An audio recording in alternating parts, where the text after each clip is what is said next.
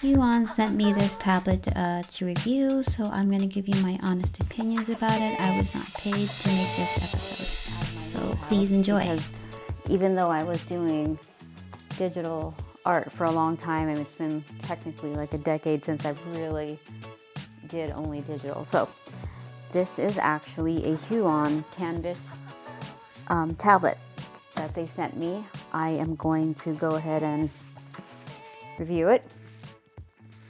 And I don't know, we'll see. I have no idea what's inside. And I know there's other people who've already reviewed it on their channels, and they're actually very comprehensive. So I'll leave a link to their reviews in the video description. Ta-da! Here you go. Kamvas 16. The stuff that I'm going to be looking for is like the way that the screen feels, any parallaxing. In terms of sensitivity nowadays, I think most tablets have a pretty decent amount of sensitivity when you're drawing with it, where it feels like you're using actual traditional mediums like pencil or pen, you know. So I'm not going to be too focused on that. And the way that most tablets are nowadays, the parallaxing or the reaction time, I guess is what you want to call it, between the time that you touch the screen to the time that you actually make a stroke, the response time should be fairly good. So I'm just going to focus on how it intuitively I feel about using it, whether it be shortcut keys or stuff like that.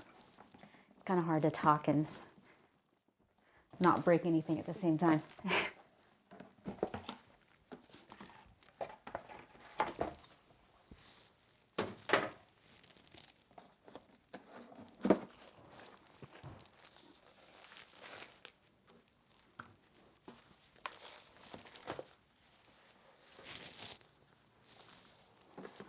It's pretty sturdy. I like how it feels. It's not too heavy. And as you can see, I have my tablet, my Wacom tablet right here. And this is, I think, a 16. It's not the Pro edition, but, you know, it's fairly, in comparison, I mean, I know I could probably look up the specs online, but this is actually very light, which I don't mind at all, actually. Okay, let's put this right here.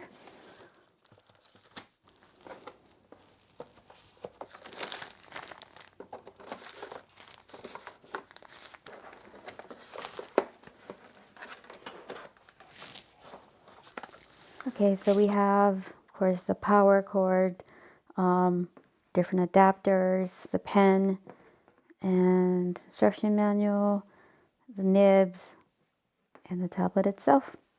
Looks pretty self-explanatory, and not a whole lot of wires, or cords, you know, which was a problem for the longest time with the other tablet that I had.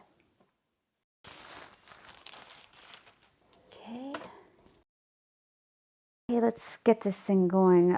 We'll take the pen, little donut, put this in here. I actually don't mind how light the pencil is.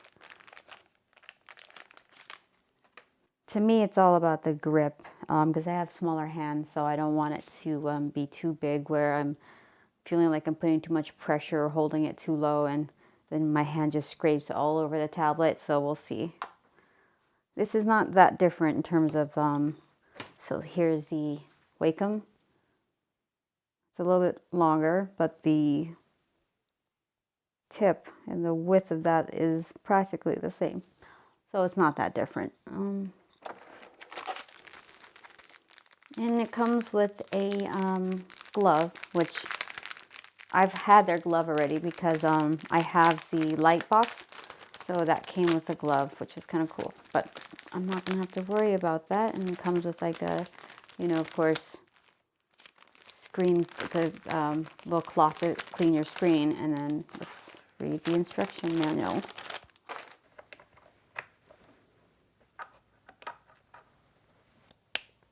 So we have Clip Studio Paint right here. I'm going to go ahead and do some a quick illustration, I think, from scratch.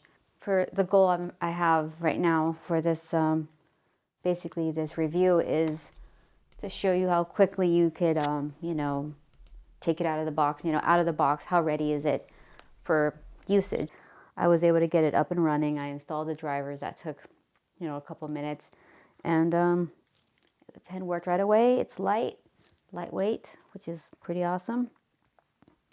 Because if you draw for a long time, of course, you would know this probably, your hands get kind of tired because you're gripping so hard. I know some people like a lot of weight on their pens, and I don't mind that so much, but like I mentioned before, I have smaller hands, so when the pen isn't super thick, you know, it makes it easier for me. On top of the fact that this is very close to the Wacom tablet pen that I have, so it doesn't take a lot of effort for me to try to get adjusted to it. So we're going to go ahead and try it out and see how this is. Yeah, I really like how it feels. It's just enough. The surface is nice. The response time is nice. That's all you could ask for, you know, with drawing digitally. I mean, I love Procreate, and I love how it's only a $10 program and stuff. So that's to say I love, you know, using the iPad. However, what I don't like is, like, I feel like I'm drawing on glass. I know you could buy different types of screen protectors that doesn't feel so much like glass or plastic. The problem with that is it wears your nibs down quite a bit, your Apple Pencil nib, which is something that happened to me. So I started using the tablet again. So far, so good. I like how it feels. I like the lightweightness. I appreciate the fact that there's only like one cord, essentially, or, you know, yeah, one cord for everything. It's a lot like the Wacom tablets nowadays. They have the same type of format, and it's low profile.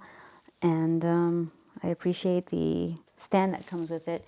And it's a good entry level, like I said, good price point if you want to get into it and just to experiment with using something outside of like an iPad. So it's really a different use case if you don't want to. I think if you wanted to get into creating on your computer and not just one for on the go, or let's just say you already have a computer and you don't want to invest in an iPad Pro or something like that, then I think it's good. And for what I do for work, where I'm lettering and coloring, and I just need a really robust software program. I use Clip Studio and, you know, Photoshop and stuff like that. So to be able to draw on my desktop is really important. And if I don't want to invest in like an iPad, then I would go with a tablet. And I think that that's kind of where this comes in with the price point. You know, and Wacom has their own competitive different tablets, which is also lightweight, but I feel like this is a good in-between a Wacom 16 and then the Wacom 1. It's a good in-between. I like to be able to take my tablet with me when my drawing display tablet when I'm traveling, you know, and I need to do stuff. It's good to have that, and it fits in my backpack because I like to put a lot of things in my backpack. It's got like a stand underneath it already, so this is how this looks. It's very compact, and this is what I use when I travel if I need to do any kind of digital work. And yeah, but I think this would actually fit in my slightly bigger backpack because you could fit 11 by 17 paper, generally speaking, in the backpack, so this would probably work.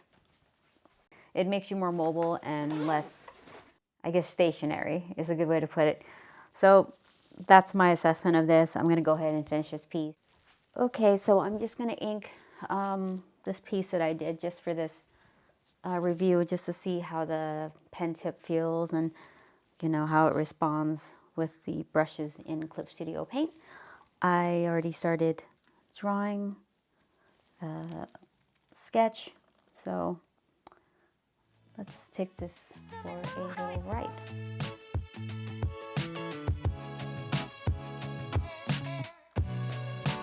So you could actually add custom keys, shortcut keys on the side, and I did not, I didn't do that, but I guess I could see if it's easy.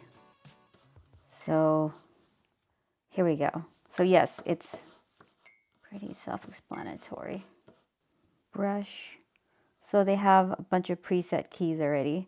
In fact, instead of erasing, I just discovered this by looking at this. So you could actually erase by just clicking on this one right here. So the bottom key is basically for erasing, or at least that's what it's set at. And then above that is mouse. So, and then the one right above that is set to the right click. So they already have a lot of presets built in. All you have to do is kind of figure out which one is what.